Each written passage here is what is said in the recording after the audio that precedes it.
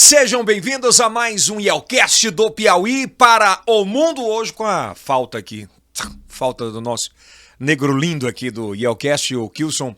Tá dodói, tá acidentado, mas vamos tocando o barco aqui hoje. Ele que veste Heron, um homem atual, sempre sensacional. Forte abraço, eu quero fazer esse convite a você a se inscrever no nosso canal, ativar o sininho, que é muito importante, comentar. É maravilhoso para que o YouTube entenda que você quer receber esse conteúdo de qualidade pra gente, que é muito importante, tá? Então ativa o sininho, dá aquele like, lembrando que nós estamos em todas as plataformas de áudio, todas, absolutamente todas. Estamos aqui no YouTube, também estamos hoje no TikTok, no TikTok, Kawaii e Facebook, tá legal? Procura lá Yelcast, você vai ver a loucura de informações que você vai receber.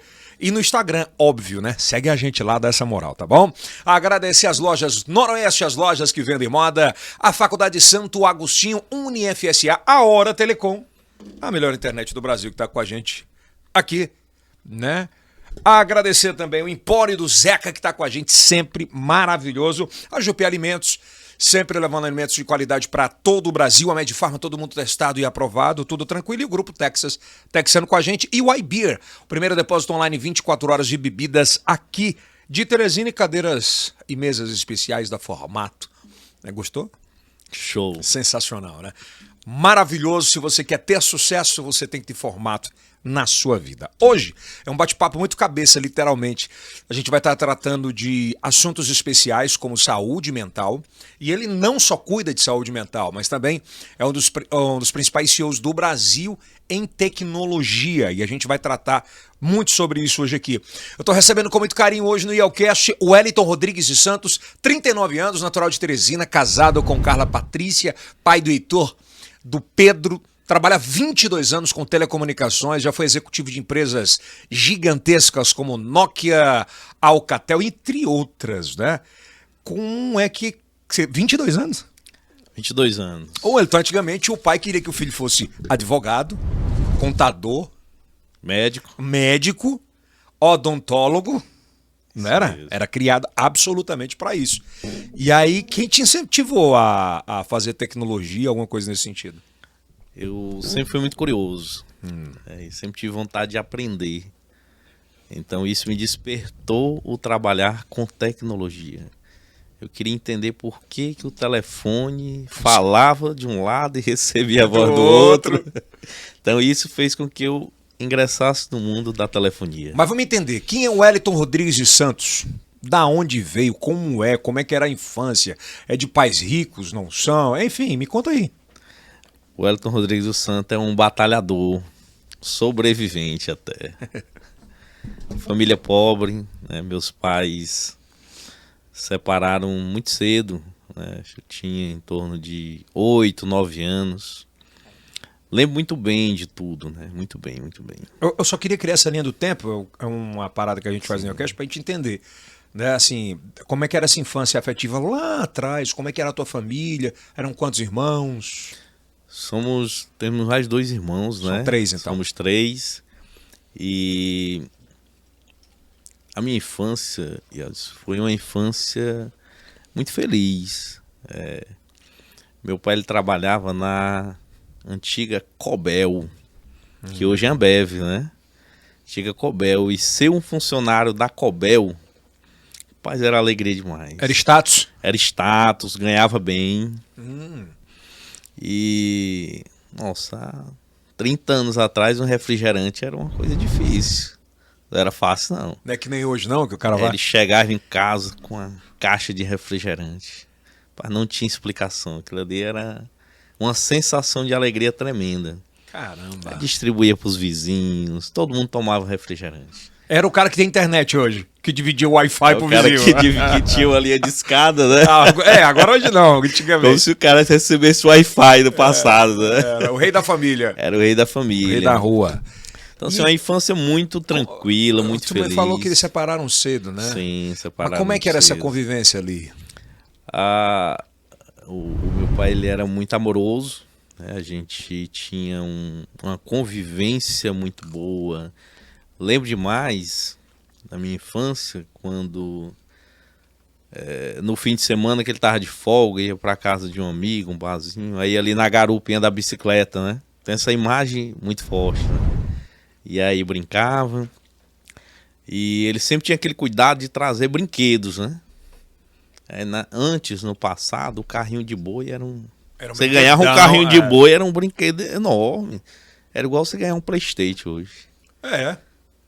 E aí eu tinha vários carrinhos de boi. Procura um carrinho de boi aí pra quem tá na nossa geração atual. Mas o carrinho de boi era um negócio sensacional. Eu me lembro, Elton, que meu pai, toda vez que viajava também, ele passava sempre nas rodovias e trazia o caminhãozinho de lata. Rapaz, isso aí, eu tive um caminhão de lata também, ganhei de presente. E era assim, você sentia que tinha até um caminhão de verdade. Era. E aí depois teve o ônibus, né, da Itapemirim. Né? Fora que o pai passava com você na rua pra mostrar, meu filho é muito essa parada. Então, uma lembrança da minha infância, muito boa também que eu tive antes, tinha aquele fotógrafo que passava com o cavalinho, né? O carrinho de boi? É esse? É, o carrinho de boi, esse aí. Era, velho. Mas você não tem noção. Aí botava o boizinho empilhado dentro, era alegria. Era o dia todinho, não tinha iPad, não tinha iPhone. Não tinha iPhone, não tinha iPad. Você brincava era com esse manual. E tinha mesmo. nome o boi. Tinha nome. Não tinha o nome? Rapaz, e quando terminava, ele lavava o boi. Botava dentro da carroceria. Nome de boi, mas não falar da botava o boizinho dentro da carroceria ali, era uma maravilha, né? Então ele foi muito amoroso. Muito amoroso. Sua mãe? Minha mãe é uma guerreira, uma batalhadora. Sempre trabalhou muito. Ela era costureira na Guadalajara, né? Então você é pai. E aí a gente tinha uma convivência somente à noite. Com os pai dois? Trabalhava, né? Era à noite, porque durante o dia era uma tia nossa que ficava conosco, né? Caramba. E aí lá o regime era duro, não tinha muita conversa não. Então como é que ela foi tua mãe? Sim, minha mãe. Foi que te ensinou. Foi que deu o direcionamento, né? Acordava, tomava um banhozinho para a escola, voltava, tinha um horáriozinho certinho de dormir, de brincar, tinha um horário de tomar o banhozinho e ficar sentadinho na cadeira, Parado. na porta da casa. Antigamente você ficava na porta da casa, né? Não tinha assalto que nem hoje. Não, hoje se você ficar na porta da casa, você não... Levar até a roupa do corpo. Você não fica nem vivo, né? Aí, então era ela meio que... Como é que era quando ele chegava em casa assim, Wellington? Eu tenho essa lembrança muito forte da chegada dele, que ele sempre trazia algo, né? Sempre trazia algo. Nem fosse um refrigerante apenas, mas trazia. Ou alguma lembrança da Cobel. Era o que satisfazia ele? Era o que satisfazia, né? Via claramente isso, né? Que ele tinha o prazer de chegar e dar alguma coisa. Uma lembrança. Meio louco, né? Às vezes, isso é uma coisa assim, trazia um saco de manga. Mas trazia, né? E vocês ficavam na porta de casa, na cabine porta esperando. E no dia que não trazia nada, tinha aquela frustração, né? Porque não dava pra trazer uma coisa todo dia, né? Aí ficava aquela frustração. Rapaz, não trouxe nada hoje. Então eu tenho essas lembranças muito fortes ainda, né? Esses insights que... Eu tive um início de uma infância muito feliz. E com 8 anos, você é o mais velho? Sou mais velho. Pô, como é que é ter um pai separado da mãe naquela época, com 8 anos? Como é que foi na cabeça, cara? Foi um divisor de águas. Quando meu pai separou, tiveram problemas conjugais. Vocês viam brigas assim? Vi muita briga, né? Lembro muito que eu fazia chá pra minha mãe. Se acalmar. Acalmar. E aquilo era muito forte pra mim, me marcou muito. Pô, como é que não marca, né? Ele chegava a ser agressivo? Não, assim? ele não. Só de discutir. A minha mãe é que não levava desaforo pra casa. Danado. Ainda hoje. Ainda hoje. Dura. Lá a história com ela é na... Hoje você é psicólogo. Naquela época, claro que você não entendia, mas hoje, vendo toda essa situação, já passava muito pelo machismo entranhado ali dos pais? Sem dúvida, né? O pai naquela época que achava que podia tudo, fazer tudo, né? Ter quantas famílias quisesse, porque tinha dinheiro para bancar, né? Quantas mulheres quisesse, né? Porque tinha um dinheiro para bancar. Então a pauta era essa lá. O funcionário da Cobel, ele ganhava muito bem. Como se fosse um cidadão da operação do pátio ali, mas que ganhava como se fosse uns 10 mil reais. E teu pai era namorador? Rapaz, ele aprontou. Era danado. Aprontou muito. E a sua mãe, óbvio, não aguentou. E aí teve a separação, né? Foi difícil? Foi muito difícil, porque era a referência, né? E aí essa separação trouxe muitos problemas financeiros. Eu lembro muito que ter uma TV também há 30 anos atrás era um luxo enorme. Total. Não existia nem a TV colorida ainda. E em casa tinha uma TV. Juntava os vizinhos ali para assistir a novela. Então, a minha casa, eu disse, é como se fosse uma casa que tinha mais posses, né? Que tinha brinquedos, então era uma casa cobiçada pelos amigos. Aí do dia pra noite. Do dia pra noite tudo se acaba. E um negócio interessante, antigamente, né? Uma loja de Teresina, não sei se eu posso falar. Pode falar tudo aqui. Tudo e muito mais. Antigamente o Paraíba, né? Tomava as coisas de volta? Tomava. Hoje não faz mais. Hoje não faz mais. Não era só o Paraíba. Não era só o Paraíba, né? É porque o Paraíba criou... É porque o Paraíba era coisa do momento, sempre foi, né? O cara pagava Paraíba 3 prestações e a quarta não pagava. E as Paraíba, pra mim, é uma referência de Total, marketing. É uma das maiores marcas que a gente tem. É uma das maiores marcas e, assim, é uma marca que tá sempre viva. Não importa se ela tem 30 anos de história, 40. Tá sempre viva. Concordo contigo. E Era o ponto de encontro dos pais naquela época. Dia de sábado tinha que ir. Os vendedores saíam vendendo, não era? Com Porta catálogo, porta, porta a porta, e depois de um tempo chegava, né? E depois, se não pagasse, tomava. Tomava. Era bem isso. Mas vamos lá. E aí, eu cheguei em casa da escola, sempre fui muito aplicado, gostei muito de estudar. E aí eu cheguei em casa, assim, eu vi a casa assim, devastada, vazia. Não tinha mais TV.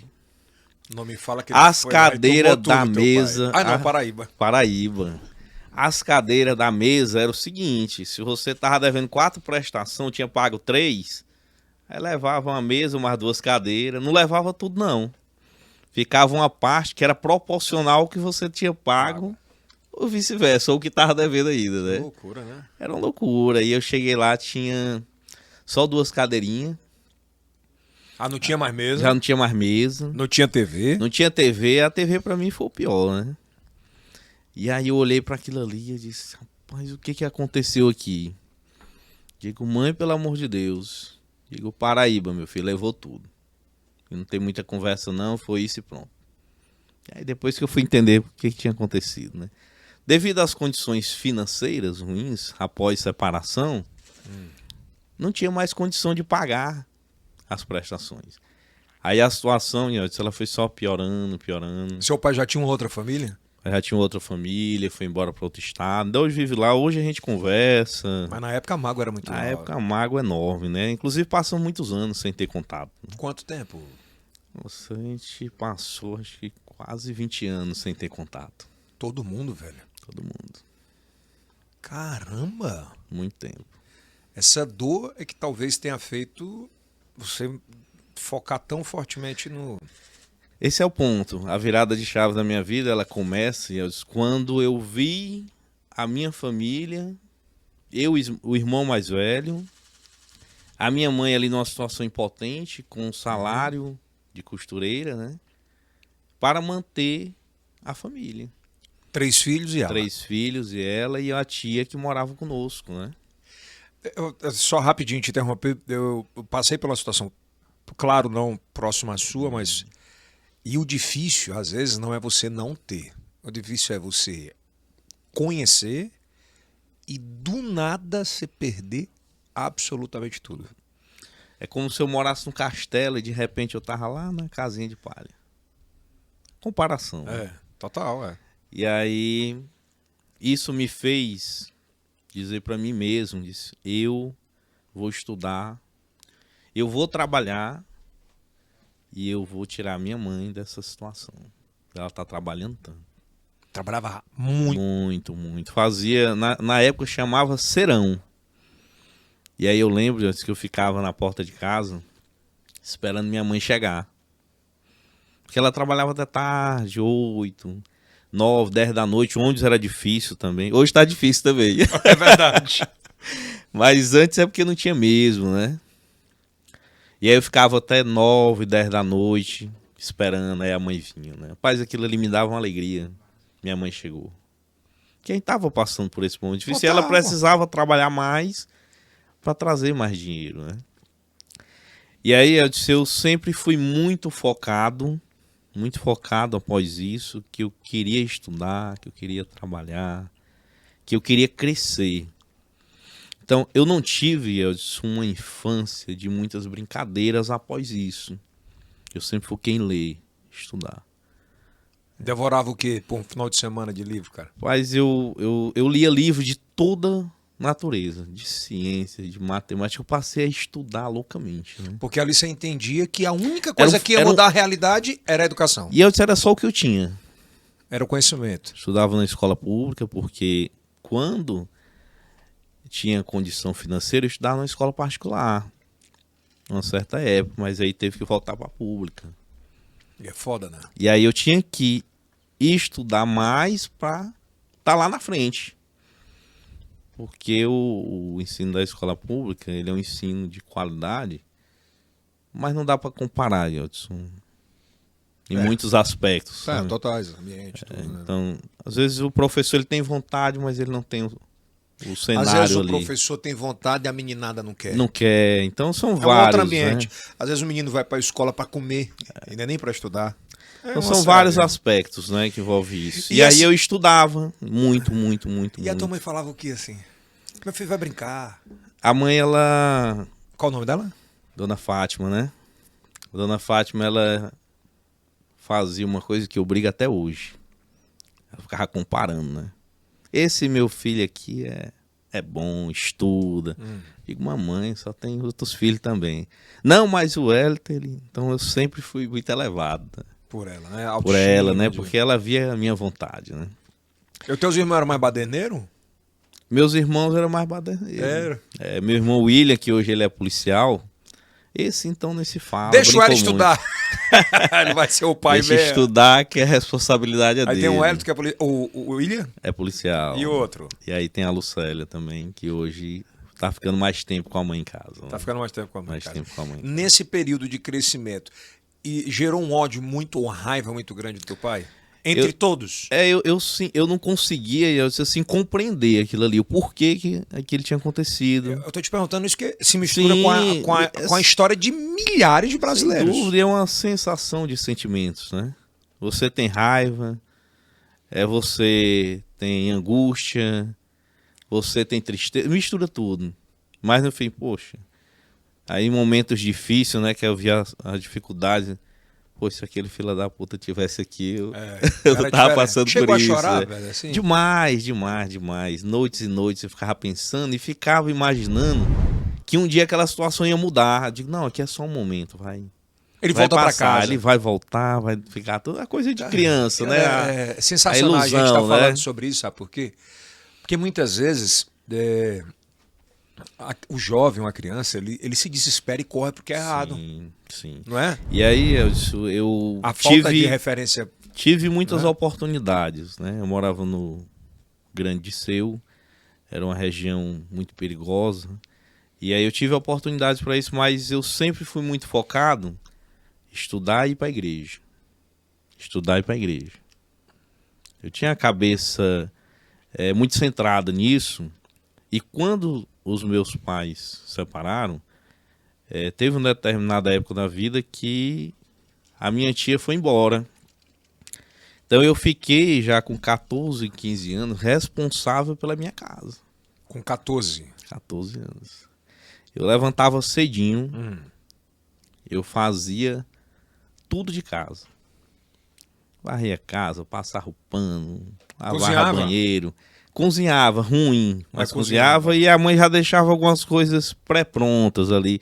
Ó, esse feijão aqui já tá cozido, você só faz isso. Então eu participei também dessa vida em casa, né?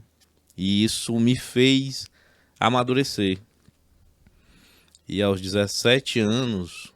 Estudando. E aí com 17 anos eu tive uma oportunidade de trabalhar com telecomunicações. É óbvio que Tu já queria isso, mas Já queria. Mas quando é que a chave virou para telecomunicações? Você brincou agora há pouco, falar que não entendeu o telefone. Mas como foi? Um grande amigo da igreja, né? O Rosevaldo Lopes. Ele me convidou. Disse, tu bora trabalhar comigo? Ele me achava uma pessoa proativa, né? Uma pessoa séria, honesta. E ele disse assim, vamos. Disse, mas não é aqui, é em Floriano. Disse, Floriano, 17 anos. Sou o pai da casa. Sou o pai da casa. Disse, mas eu preciso trazer dinheiro para dentro da casa. E aí, eu me permiti e fui embora dentro de um bongo. Bongo é um carrinho que é tipo um caminhãozinho, mas ele é fechado atrás de baú, né? E aí eu fui mais 4 cidadãos dentro desse bongo atrás. Mas como é que foi a despedida para entrar no bongo em casa? Eu sou a pessoa péssima para despedida, eu não consigo me despedir. Mas como é que foi nesse dia? Chegou para A sensação que eu tive, é que eu tava deixando minha vida para trás, minha mãe. Eu não queria, mas aquele desejo de crescer foi maior. Foi como se fosse obrigatório aquilo ali para mim. Passou pela tua cabeça que ali era o teu pai indo embora também? Eu pensei tanta coisa, uma delas foi isso, né? E eu fiquei pensando também assim, agora, meus irmãos. Minha mãe vai ficar. E aí eu disse, mas eu preciso trabalhar. Eu preciso ajudar em casa. E foi exatamente isso que eu fiz. Eu chorei dentro desse carro, mas eu não podia demonstrar que estava chorando. O negócio ruim é a gente chorar e os outros não poderem ver que a gente está chorando. Porque eu tava com uma turma ali, uma turma mais velha, né? E eu muito novo, eu tinha 17 anos e meio. O cara mais novo daquela turma tinha o quê? O cara mais novo da turma acho que tinha uns 40 anos. Putz. E aí eu ficava me perguntando, essa viagem inteira, foi a viagem mais longa da minha vida. Na época, Floriano, você chegar em Floriano eram 6, 7 horas de viagem. Porque não tinha estrada. Estrada horrível. E aí eu fui essa viagem inteira pensando, o que é que eu tô fazendo da minha vida? Por que eu não fiquei estudando? Por que eu estou indo embora? E aí, a princípio, era para mim passar um período, e se eu gostasse, eu ficaria lá, né? Uhum. Mas eu já tinha certeza que eu ia ficar. Porque eu não tinha outra opção. Era a única. Era a única, dizer, eu tenho que abraçar isso aqui. Uhum. E aí eu fui ser auxiliar de cabista. Era uma profissão muito comum, o cabista. Antes, não existia fibra ótica, era só o pau metálico, né? Uhum. E aí na rua tinha uma estrutura do pau metálico que era uns fiozinhos coloridos. O pau metálico que era mesmo, hein? Era o pauzinho de cobre. Certo. Que a internet, o telefone, tudo funcionava por ele. Eu me lembro que tinha as caixas assim. As caixas, tinha uns armários na rua. Não era? Exatamente. Aí o cara sentava e ficava encaixando. O cabista é aquele cara que montava aquilo ali. Ah, tá. Entendeu? E aí tinha o colega... Eu tentei pedir demais, dar refrigerante. Dar kisugi pros caras ligar a internet da minha casa, aquele negócio. E aí o cara disse, eu sempre muito ávido por conhecer. Aí eu perguntei, rapaz, eu sou auxiliar, mas como é que eu faço para me virar cabista? Tu tem que aprender o código de cores. Era 25 códigos de cor que tinha que se conectar tudo certinho para poder a rede funcionar. E quem fazia isso já era quem tinha uma expertise maior. Com 2 meses eu já tava fazendo. No horário do almoço? Chegava o horário do almoço eu ia estudar. Os números. Aí eu cortava os pedaços de cabo, levava para casa, aí ficava fazendo em casa. Eu morava no alojamento com uma peãozada, né? Muita gente. Aí Quando a gente fala em peãozada, não é pejorativo, não. É porque falando de quantidade de pessoas. E era massa, né? Não, e eu convivia com a turma bem pesada mesmo. Que era cana. Era o cara tinha já seus 50 e poucos anos que não tava mais nem pra nada. A maioria separado. A galera que não tava mais nem tava no trecho, como eles chamavam, né? Tanto faz estar em Floriano, tá em Bom Jesus, onde fosse. Pra eles... Carga pesadona. Carga pesada. Aí. E aí eu aprendi o código de cores. E eu disse, olha, eu já sei fazer. Aí as coisas foram melhorando para mim, porque o auxiliar, ele passava o dia inteiro batendo escada na rua. E eu fiz isso aí. Bater escada o quê? Pegar a escada e botar no poste pro cabista subir. Entendeu? O cabista, ele era um serviço especializado. Não era de eu vou subir lá. Não tinha essa história, não. E aí, você não queira saber o que é... Só o quê? Na moleira. Sol do meu dia. Você pegar uma escada de chuva, meu amigo. Que tinha chovido nela. Era uma madeira molhada. Aí tu vê a meninada toda hoje no ar-condicionado, com picolé, cerveja, tudo. refrigerante o dia todo reclamando. E reclamando. Mas pra mim ali, isso era um processo que eu precisava passar pra entender, compreender. Lógico, óbvio. E aí depois de 6 meses, né, eu fui convidado para ser supervisor de campo. E aí tudo já melhorou. Eu já tinha um celular, andava com aquele celularzão StarTac.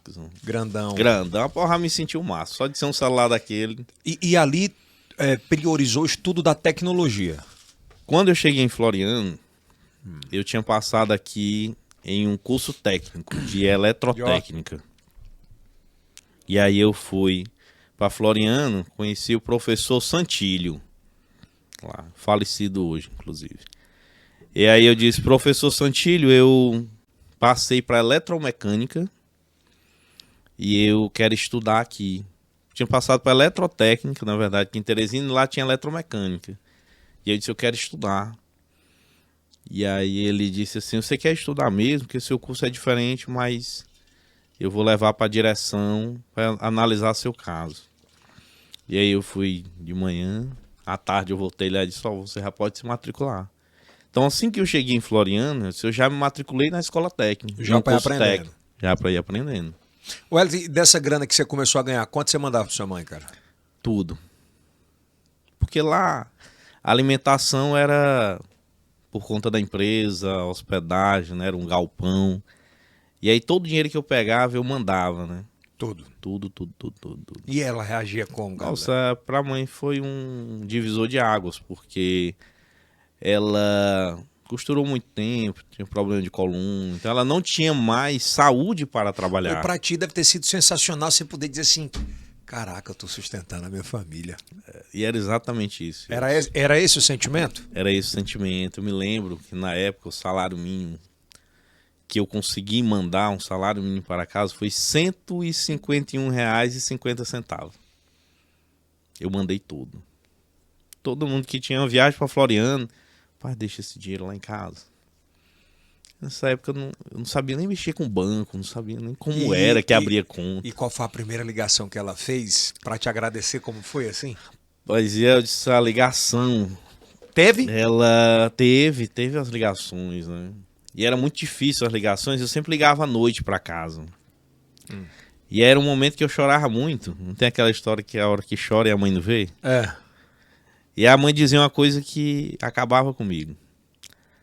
Ela dizia assim, meu filho, eu fiz aquele bolo de cenoura que você gosta. Rapaz, eu disse aquilo ali, a ligação tinha que estar encerrada naquele momento porque eu não aguentava mais. A sensação era, a vontade era de estar lá. Era do cheiro com do o cheiro, sabor, sabe? E eu disse, meu Deus, quando é que eu vou em casa? E eu não tinha esse negócio de ficar indo em casa, eu tava lá para trabalhar. Passou quanto tempo sem ver a família? Eu cheguei a passar em Floriano até de 6 meses sem vir em casa. Porra. Ralação mesmo, hein? Relação. Aí você foi crescendo na empresa. E aí eu assumi o cargo de supervisão. Era uma empresa terceirizada da Oi, né? E aí eu depois subi para coordenação. E aí eu mudei de área. Eu saí da... Quando eu terminei o curso técnico... Saiu do grossão mesmo de rua. Saí da rua, aí eu fui trabalhar no serviço especializado. Foi quando eu entrei na Alcatel. Aí a minha vida já começou a melhorar. Porque na Alcatel eu já comecei a trabalhar com tecnologia, com equipamentos. Que eu vi o pessoal da Oi, né? Todo mundo de sapato, bico fino. E eu digo, rapaz, Um dia eu cheguei preciso bem. de eu chegar aí, porque aí é melhor. Como é que faz para chegar aí? Tudo eu perguntava. Digo, rapaz, tem que ter um curso técnico. Eu vou atrás desse curso técnico. Foi quando eu estudei e fiz. E aí começou a melhorar a minha vida na Alcatel, né? Eu fiquei desempregado.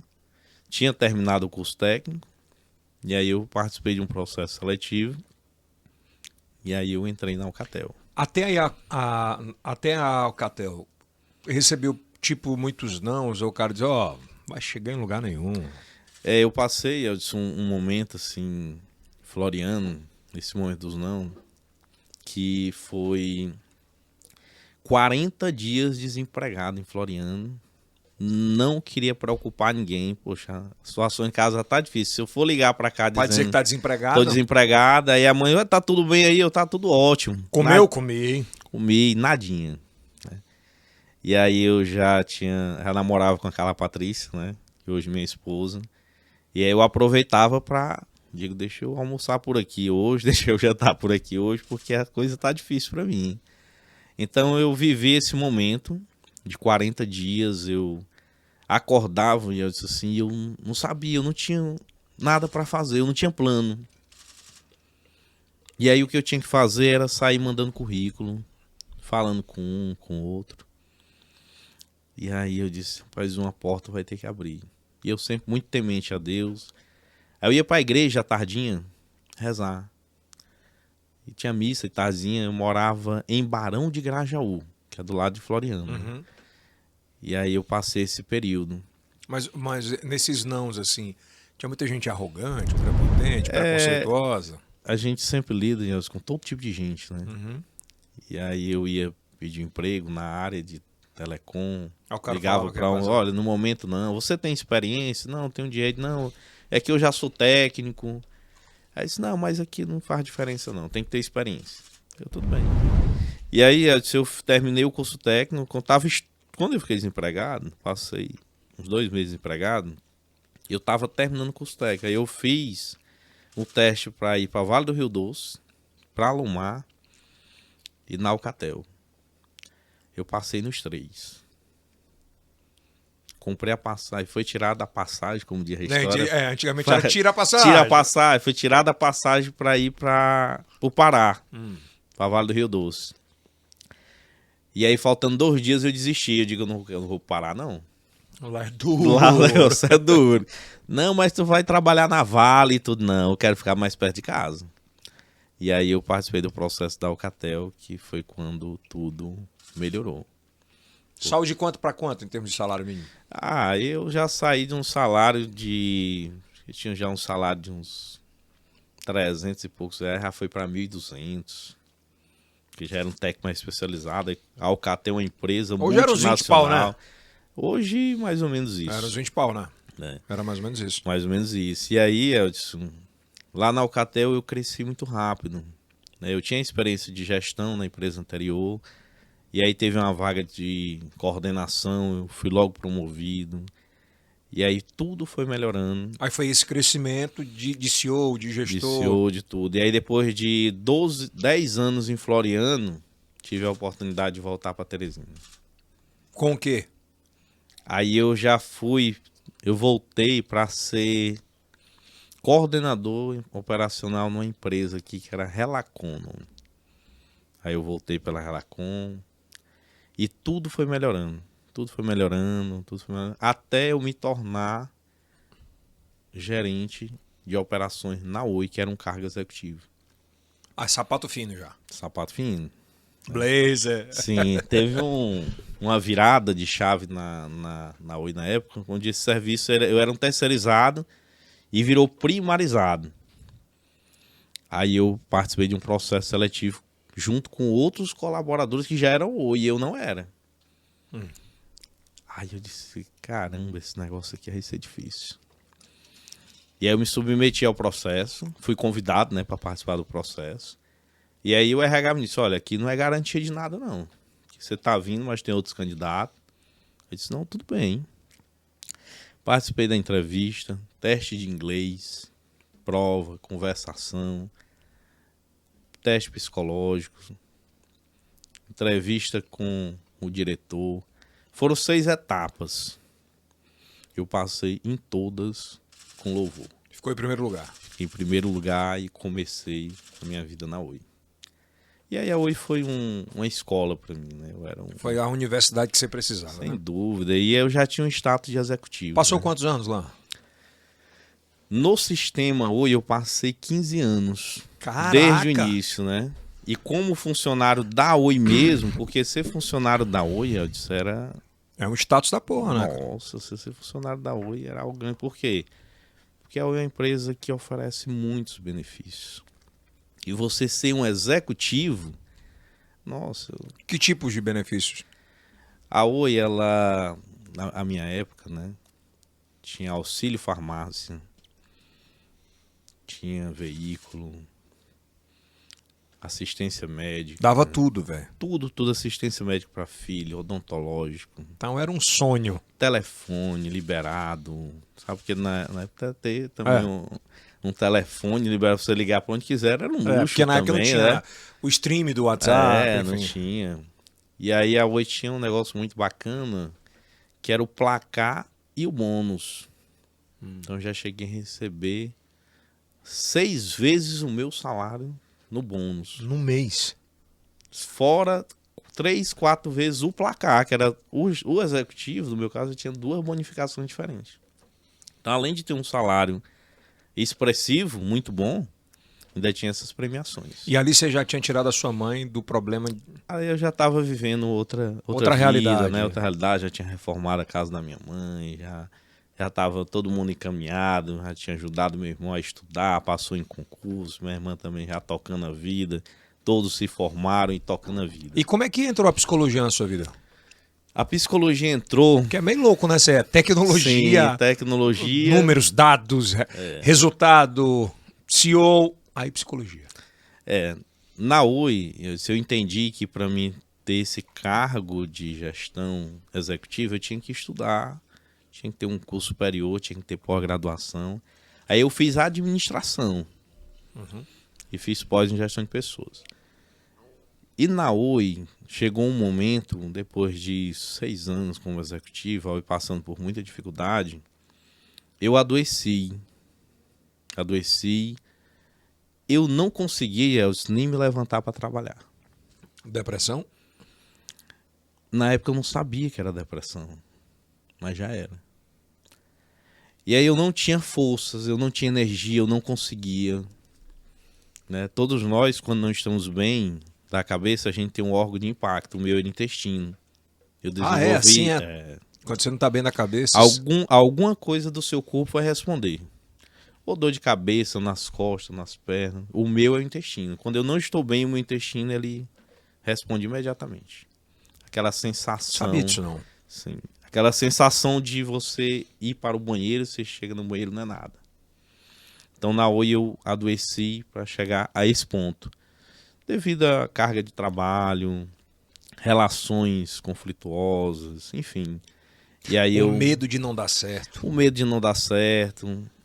E aí eu desisti do meu trabalho. Para mim foi uma decisão muito difícil. Como assim, velho? Porque eu fiz o tratamento, Yeldson, para mim entender o que estava acontecendo comigo. Eu fui Dr. Raimundo Viana, um grande médico. E aí ele fez todo tipo de exame, pediu todo tipo de exame, eu fiz tudo. Eu passei 2 semanas só fazendo exame e não identificava nada. E aí ele me chamou e disse assim: Wellington, o seu problema é na cabeça, não é no corpo. Você não tá bem. E aí ele me apresentou, me falou da doença, que hoje para mim é uma doença que eu pesquiso, estudo e tenho o maior prazer de falar sobre ela. Síndrome de burnout, adoecimento no trabalho. É um esgotamento físico que leva a depressão, que leva a ansiedade, que tudo está relacionado. Então, eu tive a síndrome de burnout com todos os sintomas, todos, de emagrecer 14 quilos, já era magro, emagreci 14 quilos, não tinha energia para levantar, Você não tinha perde energia a para vontade nada. de tudo, é de comer, De tudo, ideação suicida, eu tenho que deixar de viver que essa vida não faz mais sentido. Que loucura, velho. Então, eu adoeci de tal forma que eu não conseguia mais fazer nada. E aí o Dr. Viana disse: procura um psiquiatra, procura um psicólogo. Você falava o quê? Você tá louco, eu não tô doido não, Eu pô. digo, não, pai, você tem que descobrir meu problema, eu tô pagando particular, me disseram que você é um ótimo médico. Eu digo, você não tem problema, eu não tenho mal o que fazer com você. Eu digo, não, você tem que encontrar esse problema. Eu tenho que tomar um remédio e ficar bom. Era só assim, né? Pega o remédio, toma, amanhã eu tô melhor. Aí ele disse, eu não tenho o que fazer. Procura esse psiquiatra aqui. Eu digo, rapaz, se o cara disse que não tem mais o que fazer e eu quero solução, eu vou atrás. E aí? Aí eu fui no psiquiatra, né? Não lembro o nome dele agora. Porque E tem ele a porra do passou- estigma, né? Que o cara vai pra Demais, psiquiátrica, porra. vai pra um psiquiatra, é louco. Tá doido. É. Aí Vai eu pro ficava, pô, psicólogo, será que já eu... tá com depressão. Pô, será que eu tô doido mesmo? Não acredito que eu tô doido.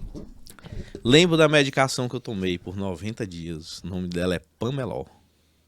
Porque foi muito marcante isso pra mim. E eu tomei essa medicação por 90 dias. Te ajudou? Comecei demais. Comecei o processo de psicoterapia. E aí eu disse, eu dei uma virada de chave, né? Eu disse, eu tenho que me afastar do meu trabalho. Esse trabalho não tá me fazendo bem. Eu tenho que eliminar o elemento estressor. E aí eu eliminei o trabalho da minha vida. Me programei, né? Pra arrumar o trabalho. Tinha uma reserva, óbvio que Tinha uma reserva financeira. Eu digo, não, eu consigo passar uns 6 meses desempregado aqui, na pior das hipóteses. Vivendo e mantendo o que a minha família tem hoje. E aí eu fui fazer uma coisa que há muito tempo eu não fazia, que era ir atrás de emprego, fazer currículo. Aí eu participava das entrevistas, aí a pessoa dizia assim, não, você tá muito além do que a gente precisa. Eu disse, não, mas eu quero é trabalhar. não Cara, quero... tem muita essa parada, né? Não, você era executivo aqui, você vai ganhar 10 mil reais. Aí o cara dizia assim, ó, aqui o seu salário vai ser 20 mil, não dá certo. Eu digo, não, dá certo sim. Aí disse, não, dá não, você já é executivo, você já ganha bem, aqui é outro nível. Você vai ficar aqui só 3 meses e vai se embora. E aí eu tive dificuldade de encontrar emprego, porque dizia que o meu currículo era acima do que eu procurava, né? E até então você não tinha entrado pra faculdade ainda de psicologia. Até então não tinha entrado ainda. Certo. E aí eu me obriguei a... Comecei a mentir. Eu disse, não, tu era executivo, não. Não, passei só um tempo, mas... Foi pouco tempo, eu era meu coordenador. Comecei a... Porque eu falava do meu currículo, as pessoas achavam que eu queria algo muito maior. E aí deu certo um trabalho, né? Pra ganhar metade do que eu ganhava. Aonde? Foi num call center. Aqui O em call Teresina? center aqui em Teresina. O call center... Eu ajudei a montar o call Qual center. é? Pode falar. Era TMKT. Encerrou o call center, já Atendia foi o quê? até embora. Atendia, o cliente era TIM, Tudo ligado à tecnologia. algum momento Sky, mas tudo ligado à tecnologia. Certo. Então era uma experiência nova pra mim. Todo. Quando eu mudei de emprego, aí a minha vida melhorou, a doença foi embora, né? E aí eu falei pra mim mesmo, eu vou ajudar outras pessoas. E aí eu ingressei no curso de psicologia. Então foram mais 5 anos de faculdade. E posso dizer para você que eu não me arrependo 1 minuto sequer de ter feito psicologia. Mas alta tecnologia nesses 5 anos? Nesses 5 anos, eu continuei, eu trabalhava no call, né? Tava na Cal ainda lá. No call center. Aham. E aí eu me afastei um pouco mais da tecnologia. Aí começou a lidar mais com gente. Aí eu comecei a lidar mais com gente, né? Com pessoas. E ajudava na Eu faculdade, né? E Meio ajudava na faculdade, né? Então eu tinha a questão da psicologia organizacional e tal. E aí eu entendi que ali era um negócio bacana pra mim, a psicologia. E aí eu entrei a fundo mesmo, fiz um curso, assim, maravilhoso, me dedicando, aprendendo. Estudava Eu pra não ia caramba. só pra ir, sabe? Eu tinha um prazer de ir. É, tem um cara que vai para Sabe? concluir o concurso. Não, cara, O curso. eu tinha um prazer de estudar a cada nova matéria, sabe? Quando começava um semestre, eu ficava tão curioso. Eu disse, nossa, que curso massa. E cada vez eu me encantava mais pela psicologia. E eu disse, a psicologia ela vai me ajudar a ajudar outras pessoas. Ela vai me permitir isso. E aí eu inseri a psicologia na minha vida. E hoje eu tenho uma clínica, né? Nessa clínica eu desenvolvo um trabalho que tem como objetivo ajudar os profissionais que estão iniciando. Eu empodero eles. Ele começa, ué, eu não tenho um paciente ainda. Vem aqui a gente vai ajudar. Ué, desse mês eu só fiz 600 reais. Digo, deixa só 100 reais aí pra clínica. Deixa só 200. E aí eu faço com que esse profissional acredite nele. Hoje tem profissional na clínica que não tinha um paciente, hoje tá oferindo renda de 10 mil reais depois de 6 meses.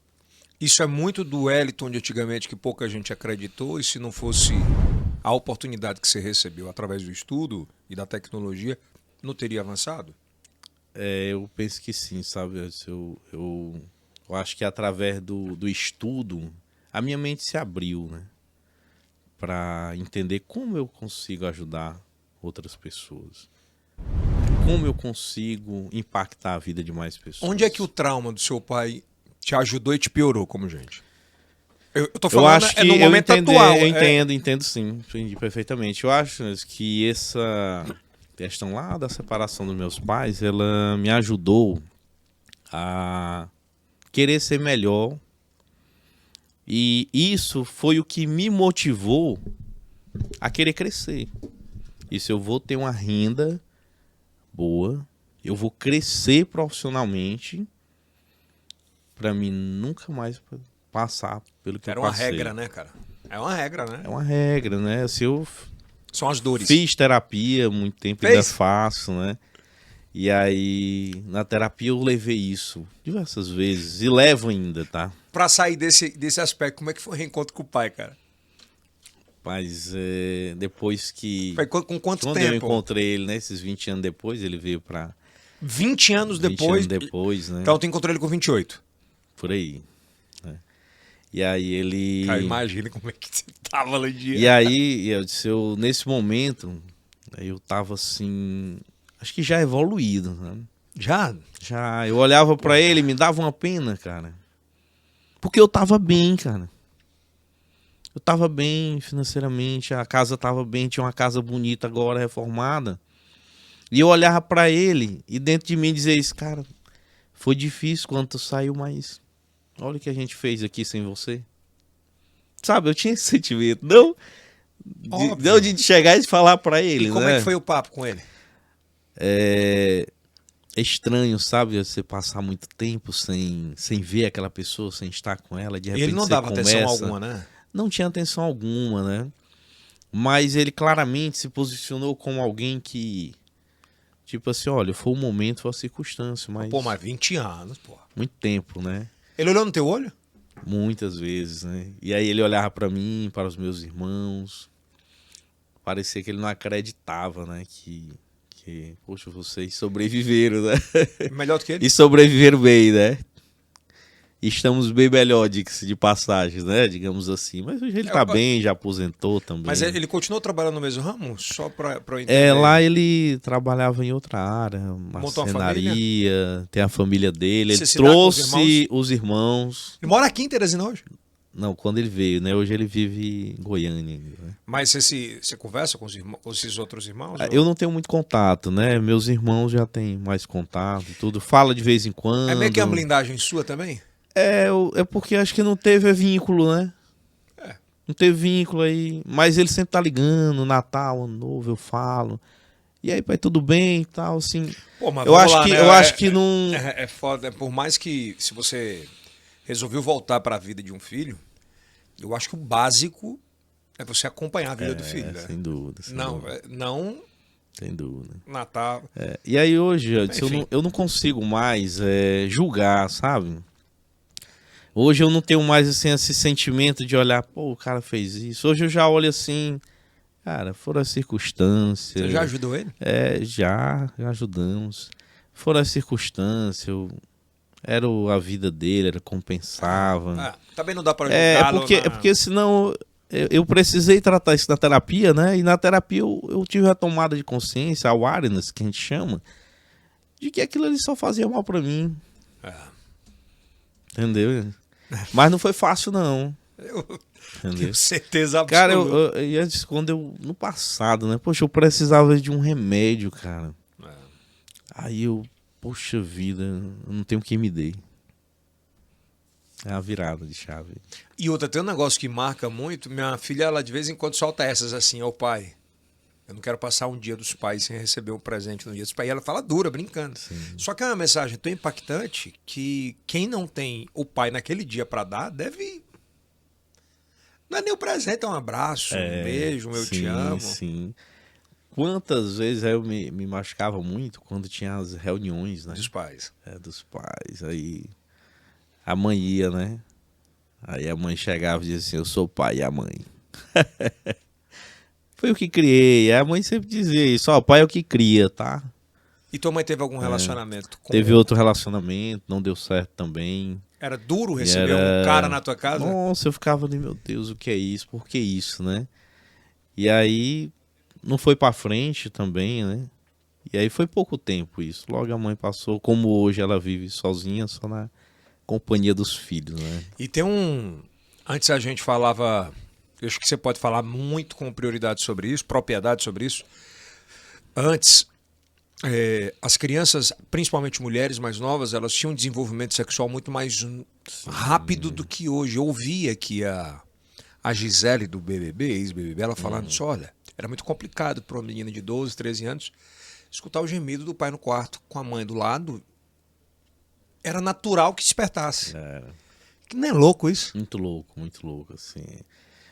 A fase da adolescência, ela é uma fase de desenvolvimento muito complexo, né? Que tudo acaba afetando, né? E é aquela fase de formação, de identificação, de socialização. Qual a idade ali? Qual né? é mais forte, assim, de afloramento? Penso que nessa idade para o homem aflora mais rápido, né? 10 anos, 11 anos, aí eu ficava meio perdido, né? Poxa, eu não tenho com quem conversar sobre essas coisas, né? E aí, para a mulher também é difícil, né? Então, assim, não é fácil, né? Eu disse assim, essas experiências e a gente se reinventar depois. Total. Bom, aí graças a Deus deu tudo certo, você Deu correu tudo certo atrás. E... Cara, como é que você foi parar como CEO da Hora? Como é que a Hora entrou na sua vida? Quando trabalhando no call center, eu tinha já um pouco mais de tempo, então fim de semana, à noite, às vezes algum horário do dia, quando estava de folga, eu comecei já a fazer consultoria. Né? Consultoria empresarial, e a área que eu conhecia bem era tecnologia, né? E aí eu comecei a fazer um trabalho em uma das empresas que fazem parte do Grupo Hora. E aí esse trabalho era ITEC. E aí esse trabalho se estendeu para outra empresa, Infoweb. E aí... Infoweb, sim. E aí os sócios comuns, eles decidiram formar uma única marca, né? E eu já estava ajudando nessas duas empresas e continuei o trabalho, mas nessa perspectiva agora de juntar 6 empresas em uma só, que era Megavia, Infoweb, ITEC, Interativa e Fiberlink. E essas 5 marcas deram origem à Hora Telecom. Eu venho da Mega. Da Mega, né? Eu venho da Megavia. E eu quero dizer até que foi um desafio jumento, né, cara? Isso é absurdo. É um desafio enorme, né? Assim, eu sempre gostei de desafios. Eu acho que os desafios é que nos movem, é que nos faz querer se desenvolver, né? Quando eu entrei no podcast hoje, eu fiquei lembrando do dia que a gente veio aqui, né? Vi aqui, né? Tava iniciando, né? E eu vejo o podcast crescer, né? E aí eu fiquei me perguntando, poxa, que desafio, né? Se alguém não acredita, não começa a acontecer. E aí, Wellington, dá certo a gente formar a Hora? Você está disponível para ajudar? Aí eu disse, meu nome é pronto. De desafios. Desafios, de né? loucos que inventam as coisas. E aí eu disse, nós vamos fazer dar certo. Mas, assim, um desafio enorme, porque cada empresa, ela tem uma cultura. Ela tem uma forma de viver, de pensar dos donos. Ela tem uma forma de acontecer, processo. Aqui você tem a sua cultura. E aí você imagina você pegar 5 culturas diferentes. E tentar colocar isso uniformemente para acontecer o negócio. Para acontecer o negócio e virar uma única marca, ter uma única forma de fazer. E é massa você abordar isso, Abelto, porque hoje, muitas vezes, os próprios funcionários não entendem a formatação do negócio que é a cabeça do cara, de como funciona. E meio que não é o cara que tem que se adequar à empresa. Não é meio que assim? É isso mesmo. Porque às vezes o colaborador ele chega, Aí eu disse, lá no podcast que eu trabalhava, eu faço assim. Não, mas aqui a gente tem a nossa forma de trabalhar. E era assim também na... E aí lá na hora, cada empresa tinha a sua forma de trabalhar, né? E aí o nosso desafio nos últimos 2 anos e meio aí foi a gente transformar isso num negócio único. Ter um único modelo de atendimento do cliente. E aí nós saímos de 220 funcionários para 389. Caramba! Né? De Então, quantos assim, clientes para quantos? a gente começou, a gente estava em torno de uns 22 mil, 23 mil clientes. Hoje a hora tá o quê? Mais de 50 já. Porra, mais do que dobrou. Mais do que dobrou a base. Então, assim, foi um trabalho, para mim, eu disse assim, um case. Total.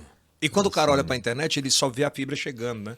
Só ver Na a fibra porta. chegando. Não é, deve ser uma loucura, né? Poxa, tem toda uma infraestrutura por trás disso. Você conhece tudo isso? Tudo isso?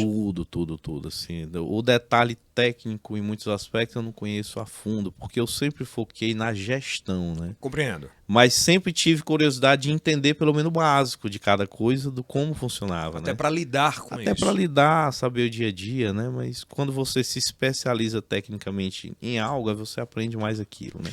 Eu notei nesse bate-papo que a gente tá tendo aqui, eu notei uma coisa que você meio que quando atinge um determinado céu de brigadeiro em determinadas situações, você disse, "Ei, parou, vamos voar para outro desafio." E eu soube essa semana, inclusive, é que você tá deixando a hora, cara. É um ciclo que se encerra na hora, né? Foi maravilhoso. Mas agora que a marca tá em crescimento, Foram mais ainda. houve uma decisão estratégica de um novo direcionamento que será dado para a hora, né? Eu não posso aqui entrar no detalhe, é algo... Exclusivo, quem comprou a hora. É um detalhe de mercado, né? Mas Então, alguém assim, comprou a hora. tá nesse processo, né? Certo. E aí, uma decisão estratégica importante que leva diretamente ao crescimento da hora, mas numa outra perspectiva, né? Muito. Muito maior, né? E esse movimento que aconteceu foi importante, está sendo importante para a hora, né? Mas o que eu penso, né, o que eu defendo hoje é do que foi feito, né? Eu não estou muito focado assim no que será para frente, né? É o legado que Para se mim deixa. é o legado, é a história que a gente criou, né? E a hora, as pessoas chegam, Elton, foi você que criou a hora? Eu disse, foi eu, mais 389 pessoas. Um time, né? Um time, né? Assim, as pessoas que fizeram e fazem a hora acontecer todo dia, poxa, é um time de campeões. E fortaleceram muito a marca, né? Fortalecemos a marca, fizemos um marketing maravilhoso, fomos agressivos, fomos respeitosos com nossos concorrentes. E com resultados. Fomos éticos, sabe? Com resultado. E a gente conseguiu, Yeldes, fazer um boom. Hoje é Verdade. difícil ter alguém que não saiba o que é a hora, o que foi a hora. O que Né? é a hora, O né? que é a hora. E aí, Yeldes, falando de hora, eu tive muitos momentos assim que eu ficava triste quando chegava em algum local, dizia assim, você é da hora? Tu mora onde? Tu é de onde? Não, eu sou daqui mesmo. Primeiro eu já perguntava logo de onde eu era. Esse cara, porque é uma empresa de fora, né? Porque é um trabalho tão bonito, rapaz, aquele ali me partiu o coração. Esse, poxa, por que a gente no Piauí não consegue fazer algo bonito? Interessante. O Félix participou, foi você que participou, né? O Félix, ele foi um ícone, né? E é um ícone que conquistou as crianças. A gente distribuiu, acho que uns 20 mil Félix. Desse aqui. Caramba! E o povo é na porta pedindo Félix. Na loja, criança chorando atrás do Félix. E esse processo de criação todo foi feito contigo e com a equipe? O Félix, ele veio de uma outra marca do grupo, né? Que de uma empresa que fazia parte da hora, e a gente adotou ele também. Incorporou aqui. Então ninguém lembra ele daqui, né? Lembra ele, né? Então o Félix é uma grande figura que fez com que a hora também alavancasse no nome. Bom, e aí? Para por aqui, vai voltar para vai continuar na psicologia, na clínica, ou já pensou no novo desafio? Eu tenho uma empresa de consultoria, né? E aí estou desenvolvendo alguns projetos importantes pela empresa de consultoria. Tem o New Tax. A minha empresa está devolvendo, através da parceria com o Sistema OCB, que é a Organização de Cooperativas do Brasil, que tem a figura do Dr. Leonardo, vereador, que está ajudando nesse projeto também, de devolver para o taxista a corrida, a dignidade, o salário. A New Tax é um aplicativo poderoso que está começando. E aí eu estou à frente desse projeto. E temos aí uma startup nova. E nós temos aí uns 2.000 veículos para colocar dentro desse aplicativo. Então, vamos ser bem honestos, né? É muito na vibe do Uber? Tem as mesmas características em alguns pontos, tá? Mas melhorado? O que a New Tax vai ter? O cara que ele já é o profissional do táxi. Entendeu? Ele já é o cara que trabalha com isso. Com todo respeito aos motoristas de aplicativos. Mas que tem um métier. Tá? Ele é o taxista já. Os valores da New Tax: segurança, pontualidade, credibilidade e tradição. E valor em real. Hoje o aplicativo não tem como ele ser muito diferente, entendeu, Gelson? Porque as métricas elas são muito parecidas. E se eu cobro 10, você cobra 30, o cara... Pois é, mas os taxistas perderam muito mercado por conta disso. Existe... Que era meio tabelado, né? O desafio, Gelson, dentro desse movimento tem sido esse. Mostrar aos taxistas... Ou muda... Cara, tem que mudar. Na tudo tá na palma da mão. É verdade, concordo contigo.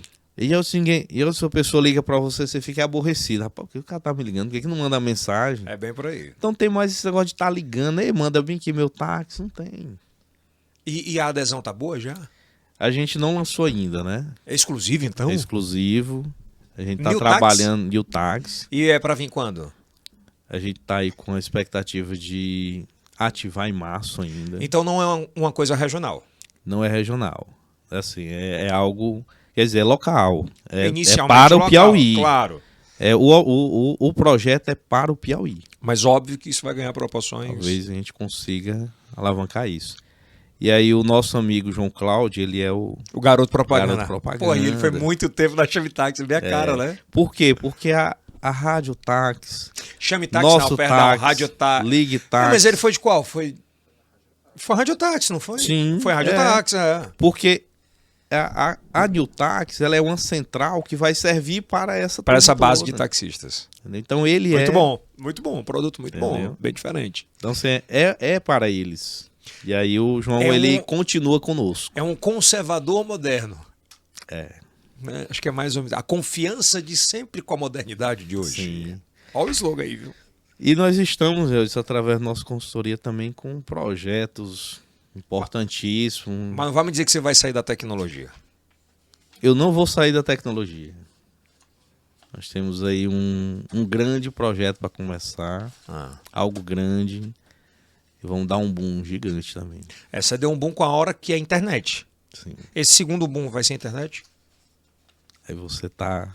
Eu tenho que perguntar. Minha função aqui é essa. Eu posso dar spoiler ainda, né? Por uma estratégia de ativação da marca. Se é processo de ativação de marca, é óbvio que é alguma coisa ligada a esse ponto. É um negócio grande. Tu é um puta de um gestor, né? Empresarial e no privado. Já pensou em levar isso para a vida pública? Já. Eu acho que a vida pública, ela precisa de eficiência, de eficácia, precisa de pessoas que tenham a cabeça para empreender. Eu sou muito decepcionado com a política.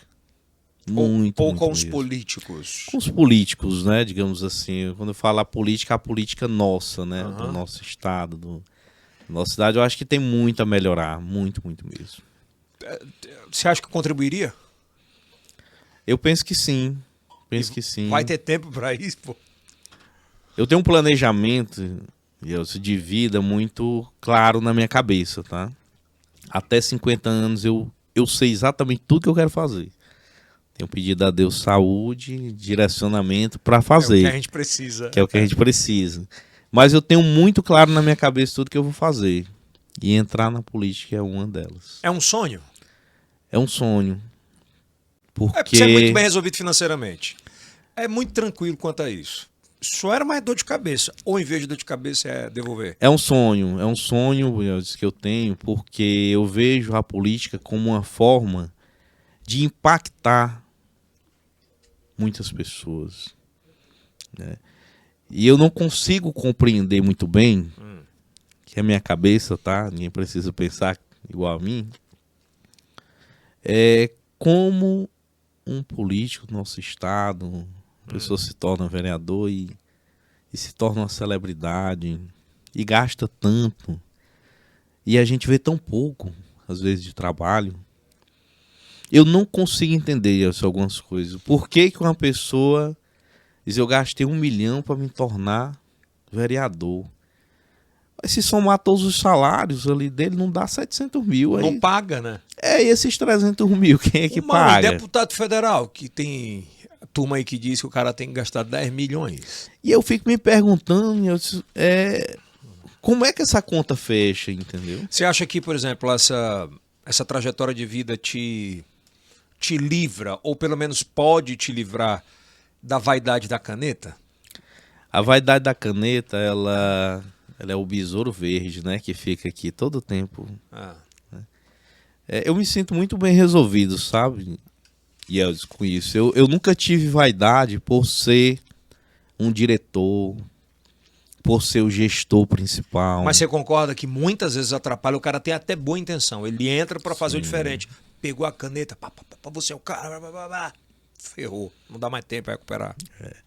Aí você tem que se questionar quais os valores, né, daquela pessoa, né? Quais são os ideais dela, qual o objetivo. A minha causa na política é muito clara, é defender políticas públicas para a saúde mental. E se alguém hoje surta em Teresina, chama a polícia, leva o cara lá amarrado para o Aurelino de Abreu, o médico que estiver no plantão, se tiver, ele dá lá uma medicação. Manda para casa. Ou interna. Se ele tiver muito agitado, amarra ele numa cama. Ele fica 24 horas amarrado, fazendo cocô e mijando lá. Putz. Tá? Quem nunca viu uma contenção é desumano de se ver. Então hoje Teresina não tem um local humanizado que receba pessoas em crise de saúde mental. Eu vou fazer uma pergunta diferente. Quantos em Teresina, por exemplo, hoje, sofrem com essa doença e que precisam de ajuda? Tem alguma estimativa sobre isso?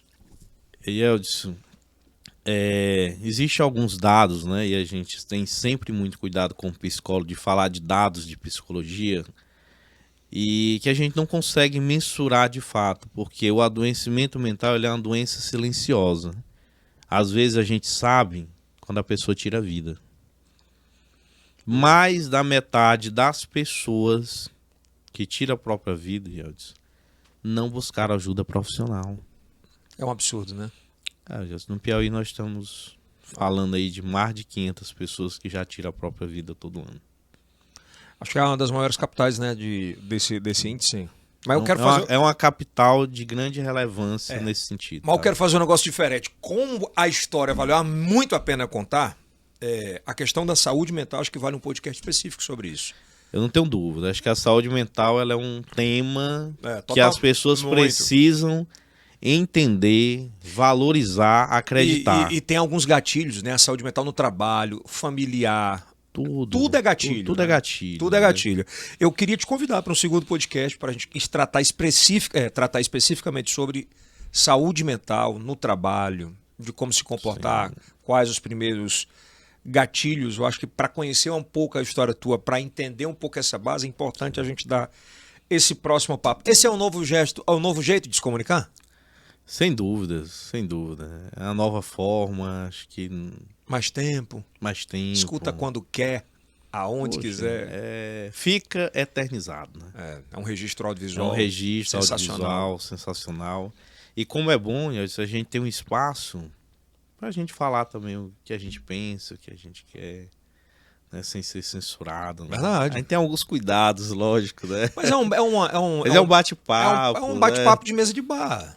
Com responsabilidade, óbvio. Lógico. Então, acho que a gente precisa levar conteúdo para as pessoas. De qualidade. Eu penso, Yeldis, que a sua história já inspirou outras pessoas.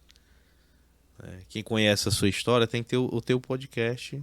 Tem lá contando, pouco. Um pouco, né? Pois que eu acho importante a gente dividir isso. E aí isso inspira, entendeu? Total, você contar óbvio. a história de alguém e às vezes você tem um julgamento da pessoa, mas ali é o secretário de saúde, esse cara é assim. Poxa, quando o cara vem, você começa a conhecer. Ele, sabe o que, é que eu penso Assim. muito? É que o cara tá cansado de ver a gente se fuder, sabe? É o cara que perdeu tudo, são as histórias tristes. Pô, tá na hora de a gente começar a encontrar histórias de gente que era fudido e venceu, porra.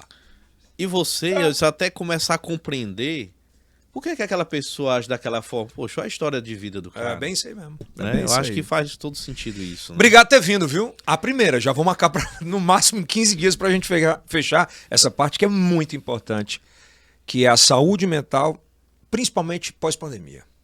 Sem dúvida. A gente está vivendo um momento único. Né? A pandemia ela tem deixado famílias devastadas. Os filhos da Covid. Os filhos da Covid. Aliás, os órfãos da Sabe, Covid, os né? órfãos, Os né? órfãos da Covid, é verdade. Quantas e quantas pessoas perderam tantas pessoas? Né? Segundo episódio já marcado, viu, Denis Constantino? Já resolve. Obrigado, meu irmão, por ter vindo. Que história maravilhosa, viu? Eu que agradeço, meu amigo, o espaço, agradeço o convite, o carinho que sempre Só uma você tem pergunta, a comigo. marca que vai estar atrás é a nova? Brincando. Obrigado pelo carinho, a gente volta na próxima terças, quintas e sábados ao meio-dia. É o primeiro podcast em TV aberta para mais de 7 estados, na TV Meio Norte, às 10h30 da noite, sempre no sábado, tá legal? Em todas as plataformas de áudio, como eu já falei aqui. Aqui em cima vai estar o card do próximo episódio pra você maratonar com a família no final de semana. Conteúdo de qualidade maravilhoso. Beijo, até a próxima.